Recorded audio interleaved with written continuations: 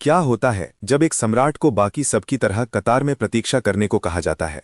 जब सदियों के बलिदान समानता की एक अटूट संहिता गढ़ते हैं और एक व्यक्ति उस धर्म की रक्षा के लिए अपना जीवन दे देता है जो उसका अपना भी नहीं था। संत सिपाही के बारे में सच्चाई क्या है? सिख समानता के खाके को समझना। शांतिपूर्ण ध्यानियों का एक समुदाय मानव इतिहास के सबसे कुलीन और निडर योद्धा दल में कैसे बदल गया? इतिहास शांत रहस्यवादियों और निर्दयी योद्धाओं से भरा है, लेकिन इन दोनों का संगम विरले ही होता है। सिख खाके ने एक बिल्कुल नई पहचान गढ़ी, एक ऐसा योद्धा जो केवल प्रेम के लिए लड़ता है, और एक ऐसा संत जो 15वीं सदी के समाज ने मानव आत्मा पर पूर्ण नियंत्रण कैसे थोपा। निरंकुश राजाओं के वर्चस्व वाले उस युग में अभिजात वर्ग ने लाखों लोगों के मन को कैसे जकड़ा। सन 1469 में भारत भारी धार्मिक करों और कठोर जाति भेद के बोझ तले दम तोड़ रहा था। अभिजात वर्ग ने ईश्वर तक पहुंच पर एकाधिकार कर रखा था। वे तय करते थे कि कौन प्रार्थना कर सकता है, कौन से पवित्र ग्रंथ पढ़े जा सकते हैं और यहां तक कि किसे छूने की अनुमति। वो कौन था जो इस प्राचीन और अजेय उत्पीड़न की व्यवस्था को ध्वस्त करने के लिए नियत था?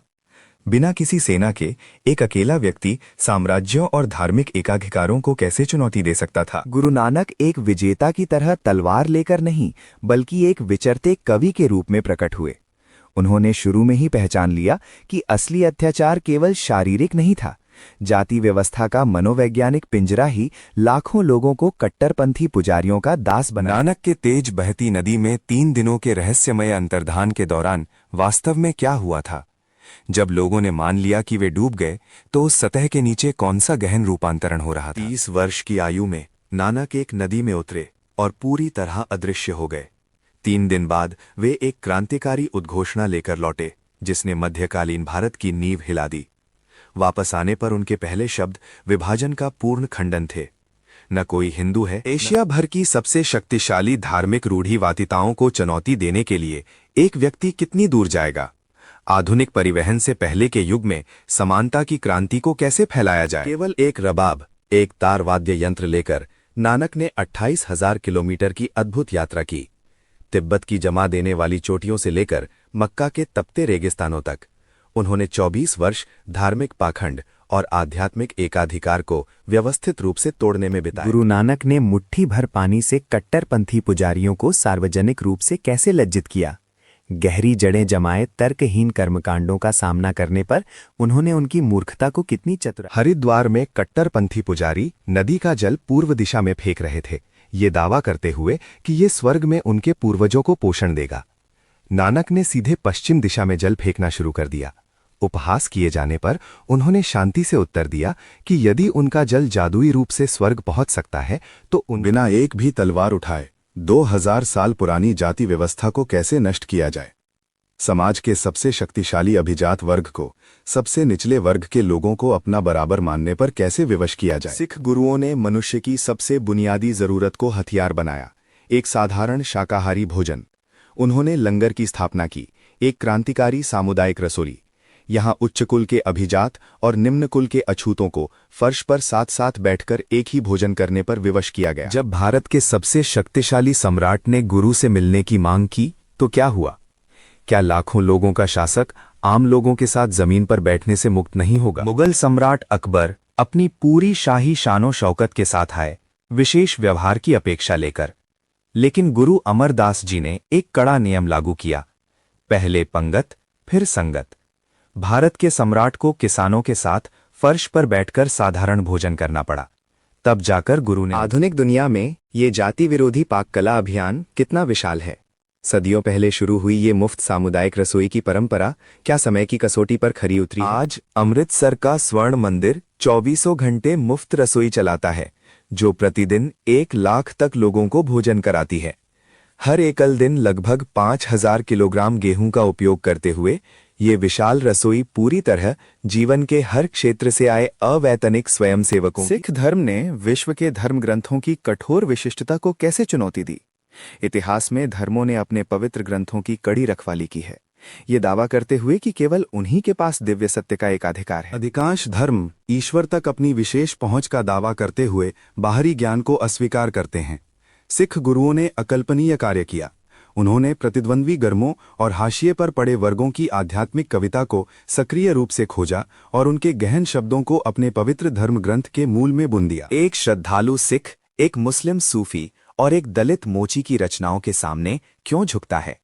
धार्मिक हिंसा से टूटी दुनिया में समर्पण का ये परम कार्य कैसे संभव है? सिखों का पवित्र ग्रंथ गुरु ग्रंथ साहिब जानबूझकर हिंदू संतों, मुस्लिम सूफियों और निम्न जाति के कवियों की रचनाओं को समाहित करता है।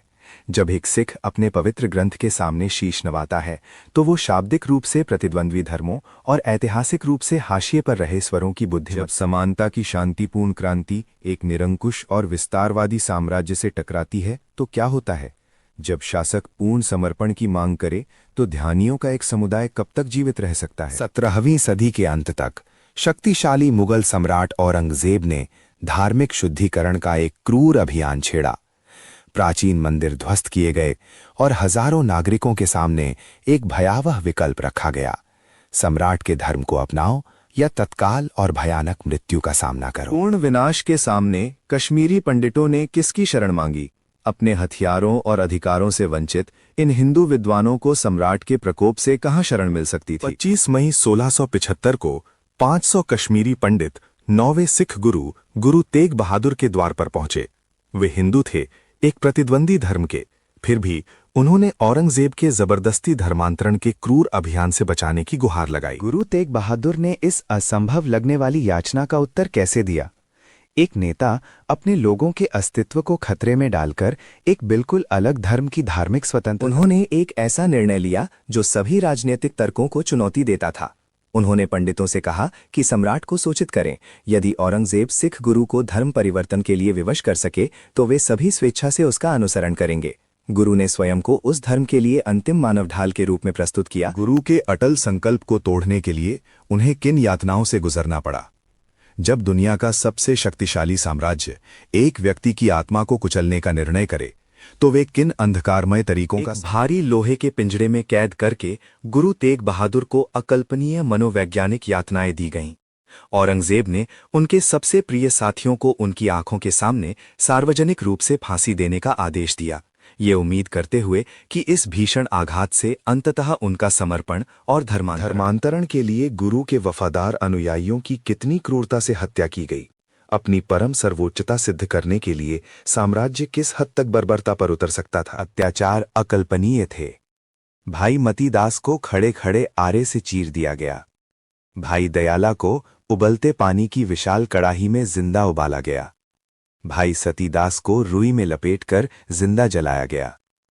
इस सब अकल्पनीय भीषणता के बावजूद दिल्ली के हृदय में इस भयावह टकराव का अंत क्या हुआ? साथियों के शहीद होने और सम्राट का धैर्य चुकने के बाद गुरु का अंतिम पड़ाव क्या था? 11 नवंबर 1675 को चांदनी चौक में एक विशाल और मौन भीड़ जमा हुई। सम्राट ने गुरु तेग बहादुर को अपनी जान बचाने का अंतिम अवसर दिया। कोई चमत्कार दिखाएं या धर्म परिवर्तन करें। गुरु ने दृढ़ता से इनकार करते हुए कहा कि मानव स्वतंत्रता के लिए उनका नश्वर जीवन एक छोटी सी कीमत। गुरु तेग बहादुर के बलिदान को मानव इतिहास में पूर्णतः अनोखी घटना क्यों माना जाता है? शहीद तो हमेशा अपने विश्वास के लिए मरते हैं, तो इस बलिदान को इतना अभूतपूर्व क्या बनाता है? उन्हें सार्वजनिक रूप से सिर कलम किया गया, अपने विश्वास की रक्षा के लिए नहीं बल्कि दूसरों का अपना धर्म मानने के अधिकार के लिए। ये मानव इतिहास के उन बिरले दर्ज उदाहरणों में से एक है जहां एक सर्वोच्च धार्मिक नेता ने स्वयं को पूरी तरह एक प्रतिद्वंद्वी धर्म के अस्तित्व के लिए बलिदान कर दिया। इस भीषण शहादत का 9 वर्षीय गुरु गोबिंद सिंह पर क्या प्रभाव पड़ा?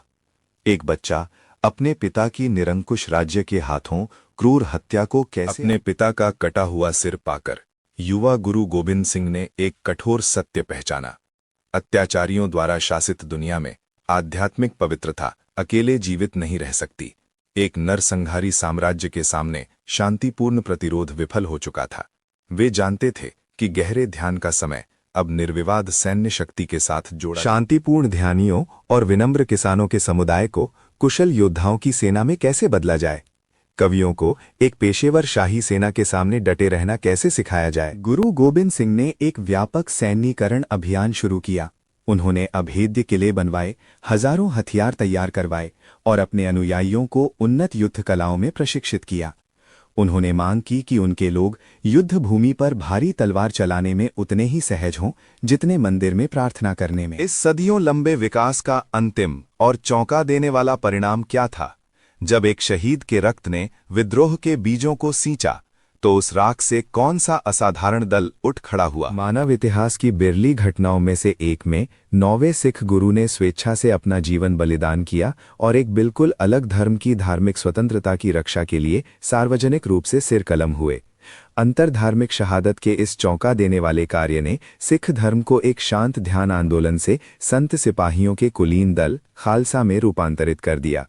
2 शताब्दियों में सिख गुरुओं ने लचीलेपन का एक अत्यंत संरचित नैतिक ढांचा तैयार किया, जिसमें मुफ्त सामुदायिक रसोई से लेकर युद्ध कलाओं तक सब कुछ भारत की कठोर जाति व्यवस्था को तोड़ने और असहायों की रक्षा के लिए हथियार बनाया गया। संत सिपाही की विरासत का हमारी आधुनिक विखंडित दुनिया के लिए क्या अर्थ है?